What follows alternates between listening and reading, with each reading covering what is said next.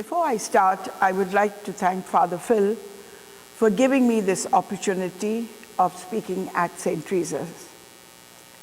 I first met Father Phil when he was parochial vicar at St. Lawrence's. Ever since that time, he has always been very special to me, and that's why when he asked me to speak, I couldn't possibly say no. Good evening. My name is Agnes Fernandez, and I'm here to talk about my journey of faith and how I experienced God's love, true peace, and healing during the most difficult time in my life. Everyone experiences the death of a loved one. It is just a question of when. Some losses are more tragic than others. But regardless of timing and circumstance, we must learn to cope with death and accept it as part of life. I would like to tell you a little something about myself and background. I am a cradle Catholic from Pakistan. My parents were staunch Catholics and made sure we were raised in the Catholic faith. We went for daily Mass, prayed the Rosary as a family, said the monthly Holy Hour, and were given a good Catholic education. My immediate family consisted of an older brother, Johnny, and two sisters, Delphine and Gracie. We came from a middle-class family. My dad worked for the Pakistan Railway, while my mother was a housewife and seamstress. Growing up, we were surrounded by nuns and priests. My mother used to sew habits for the Franciscan friars. In fact, my uncle was a Franciscan priest. We would often have priests come over to our place, either to order a cassock, drop off some mending, or give us a shopping list. My mother would often tell us that it was an honor to have religious over to our house because we were given the opportunity to be of service. She had the utmost respect for the religious because she considered them to be true servants of God. No wonder my two sisters discerned at the early age of 17 to join the Franciscan Missionaries of Mary.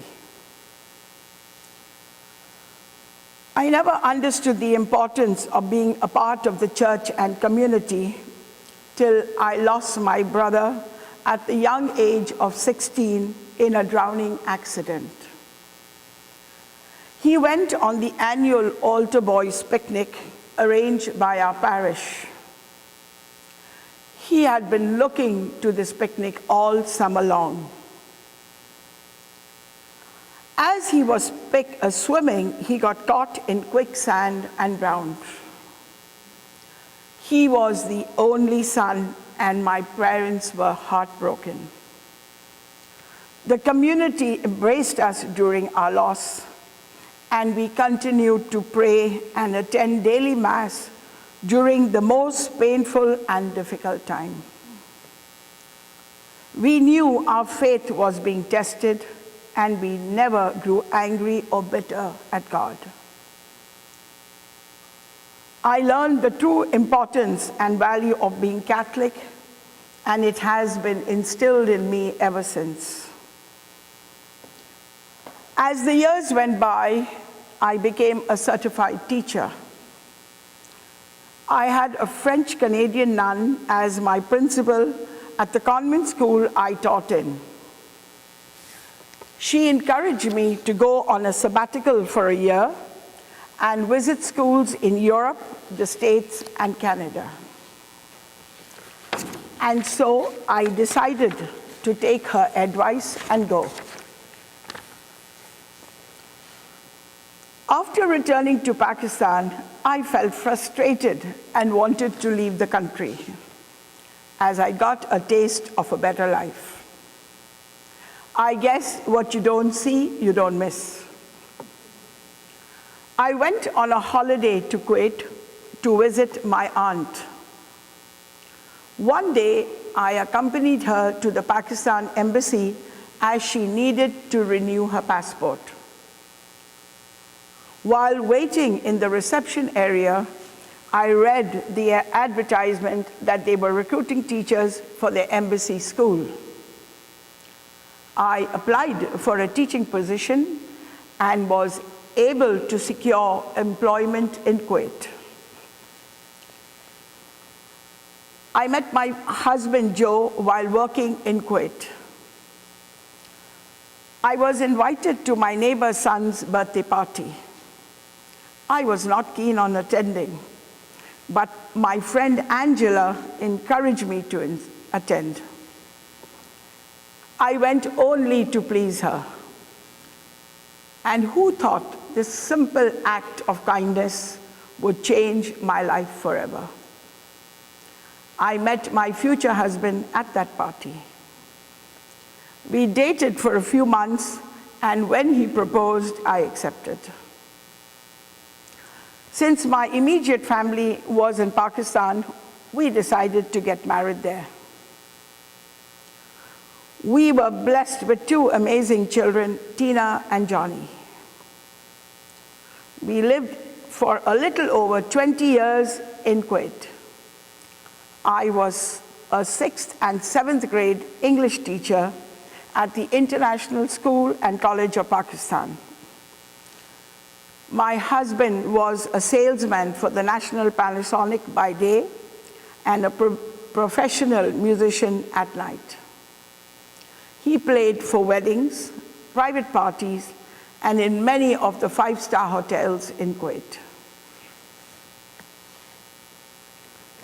Even though we were living in a Muslim country, and I was teaching in a predominantly Muslim school, God has always been the center of our lives.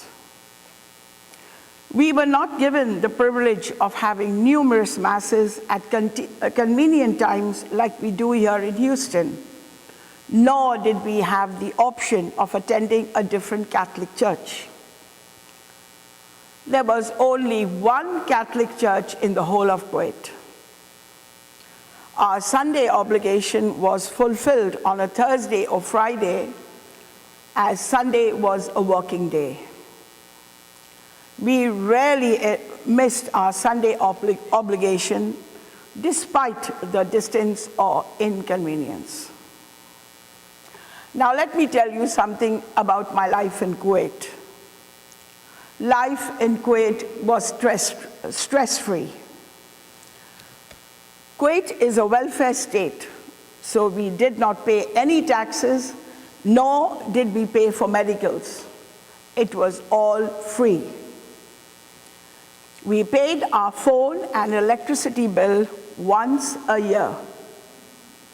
Gas was extremely cheap as well, and often gas was cheaper than bottled water. Most of the basic necessities were subsidized by the government.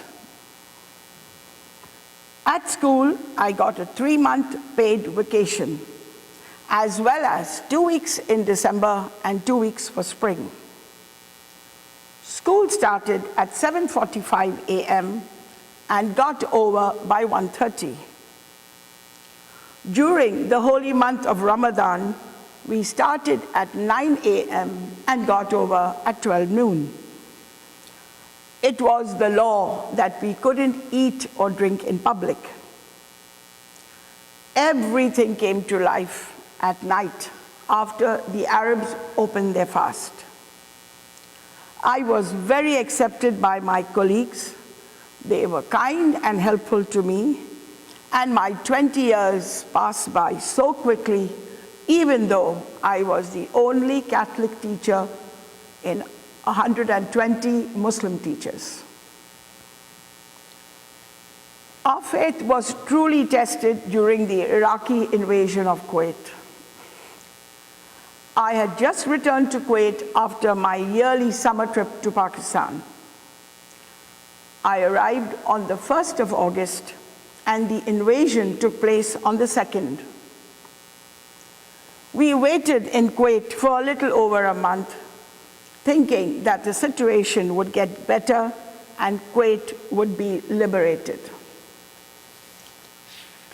Unfortunately, things started to get worse, and we heard that chemical weapons might be used. My children were very young at that time, so my husband and I decided it would be best to leave Kuwait. We packed a suitcase and left everything behind us. With God by our side, we fled the country. Even though we just lost everything we ever owned, we never lost our trust and faith in God. We knew we would survive this difficult time. We traveled in a convoy of buses as the airport was closed. Many of my colleagues who were in Kuwait joined us. We were able to secure a number of seats on the same bus. We passed through Iraq and Turkey and stayed in a refugee camp for 3 days before we were able to qualify for a United Nations charter flight to Pakistan. We lived in Pakistan for a year and decided to come back to Kuwait after liberation. Time passed by, and the kids graduated from high school and college in Kuwait. We decided to come to America for a better life and, more importantly, for the children's education. I started teaching at a Catholic school here, and my husband was a sales rep. Life was good in the USA. My children loved living in the States. They loved the freedom of religion and speech that Americans are so blessed to enjoy. My daughter Tina, who's here with us this evening, was to be married on September 27th, 2008. We were all very excited about the wedding. We started planning and making necessary arrangements. This was the first occasion in our family, and so my sisters, who are Franciscan nuns in Pakistan, got special permission from their Mother Superior to attend Tina's wedding. One day, after a shopping spree, we had just reached home when a plainclothes detective approached us at the door. He wanted to talk to us in regards to a homicide. He asked Tina to take a look at a picture for identification purposes. He mentioned they had an unidentified body they believed to be my son's. My knees were weak. I was sweating, and my heart was racing. I felt I was going to faint. I braced myself for the worst. I really wanted to believe that my son was still alive and that they had the wrong person. It was not until my daughter Tina looked at the picture and identified my son's face that I knew he was gone.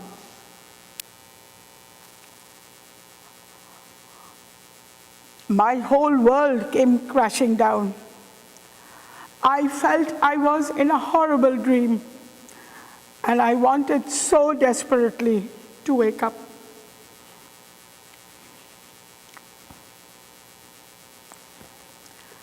Later, we went to the police station to make a report. We were informed that the alleged murderer was on the run, trying desperately to flee the country. The suspect, Craig, was known to the family and often came to my house to share a meal with us. Johnny and he became fast friends because they shared the common interest of cars. After a week on the run, the Missouri City Police Department were able to locate him with the help of the FBI. It has been nearly 3 years, and the trial has yet to take place. Only a year after Johnny's murder, on August 31st, 2009, my husband Joe was helping a friend at a store for a few hours. He called me to inform me that he would be home after midnight. I went to bed at midnight that fatal night. I couldn't get sleep. I was restless. When I reached for Joe, I found he was not in bed. When I realized this, I kept calling his cell phone. There was no answer. Then at 2:45 a.m., I got a call from the hospital informing me that there was a store robbery and my Joe was shot and killed. 4 young boys came to rob the store. As Joe was unable to open the cash register fast enough, they shot him. I was numb and couldn't think clearly. I called my daughter. She and her husband arrived in a few minutes, completely shaken. We were devastated and still in a state of shock. We talked and consoled one another in complete disbelief that another tragedy like this had occurred in our family. We started making phone calls locally and overseas, went for Mass to St. Lawrence's, and started making the necessary funeral arrangements. Overnight, my life changed, and my world was falling apart. When Johnny, my son, died, I felt a piece of my heart went with him. The pain was so intense that at times I felt no pain at all. Then when Joe died, half of me went with him. My whole world was shaken, so I turned to God for comfort, health, and strength and healing. The Lord is close to the brokenhearted and saves those who are crushed in spirit, as it says in Psalm 34, verse 18. I prayed for grace to forgive Joe's killers. I prayed for Joe's soul. It was my faith that kept me going. I started reading the Holy Bible. I felt like Job. If my troubles and grief were weighed on a scale, they would weigh more than the sands of the sea. Job chapter 6, verses 1 to 3. The other passage that spoke to me was, God passes by, but I cannot see him. He takes what he wants, and no one can stop him. Job chapter 9, verses 11 and 12. My church, St. Lawrence's, became my safe haven, a place where I could take refuge in my darkest hours. St. Lawrence's excelled. They came to our assistance when we needed them the most. They showed us how important it was to be a part of the community. Our parish family went out of their way to show us they cared. They came over and gave us the support we so badly needed, be it emotional, spiritual, or material. If my parish family, under the leadership of Father Drew, had not come to our assistance, we might have lost all hope in the community. We may have never made it through such overwhelming tragedy. Joe had great respect and regard for our parochial vicar, Father Santi Korean, so we asked him to speak at the funeral mass. He did a wonderful job, and I know Joe was smiling from above. St. Lawrence's embraced us with compassion. Prayers were offered throughout the community, and we felt their love and support. These tragedies that occurred in my life could have turned me away from my God, but I chose to go towards him. I am so glad I did, because he has been by my side ever since and continues to hold me in the palm of his hand. All this has made me even closer to my God, and my faith is getting stronger. I found my strength in prayer, adoration, and the Holy Eucharist. I attended the yearly women's retreat, the parish retreat, the bereavement workshop, the journey to Damascus, and my recent involvement in the prison ministry, Bridges to Life. All this has helped me in forgiving and healing me of anger and hatred. I realize that only God can heal. I have experienced God in my life. Pat Cullen, Anne-Marie Daniel, Jerry Kalash, and Jan Bethencourt have been my light and have guided me in this journey of faith. My loving daughter Tina, my awesome son-in-law Mark, and my brand new grandson Joey are what keep me going. I now have a much deeper and meaningful relationship with my God. I see the face of Christ in the people of St. Lawrence's. I am experiencing healing while God's Spirit keeps moving in my life, enabling me to be an inspiration to many. God gives us the strength to carry our crosses in life if we open our hearts to him. As my late husband always said, who are we to question God's will? To which I add, when God puts a period in your life, who are we to ask a question? I wish no evil on the killers who brought such pain and despair to my family. I only pray that they reconcile with God. Thank you for your kind attention, God bless you all.